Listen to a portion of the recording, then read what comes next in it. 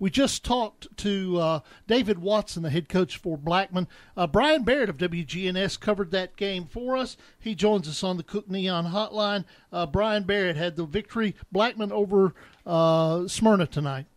Dennis, it was 7-0 Smyrna to start off the game in the second quarter after a scoreless first quarter, but Blackman had Taylor Dowdy a 41-yard run to tie the ball game up at 7 apiece. But right before the end of the first half, Ced Wilson on a miraculous play, ball tipped in the air, a 40-yard touchdown. Just listen. Back to pass on 1st and 10 is Armstrong, going long and deep and downfield and tipped up and into the hands of Ced Wilson for the TD.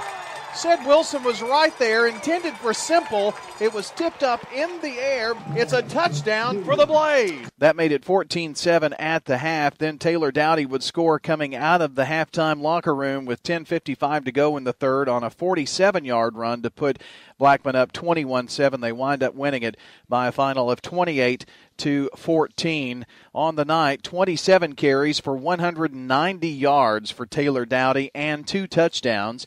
Quarterback Miller Armstrong finished with 113 yards rushing on 13 carries and was 3 of 8 passing for 51 yards, all but one of those yards in the first half. They had 354 yards in the game, and 303 of those were rushing.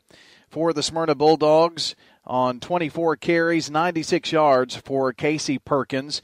John Turner was 6 of 16 for 101 yards passing on the evening. They had 220 yards of total offense. It is fall break week for Rutherford County schools, so they won't play this week, but the next Friday back to region play for everyone here in Rutherford County. The only game next week will be Oakland versus Haywood County at Ray Hughes Stadium and Oakland High School.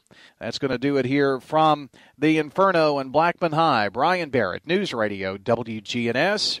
Dennis, back to you. All right, thanks, Brian. As always,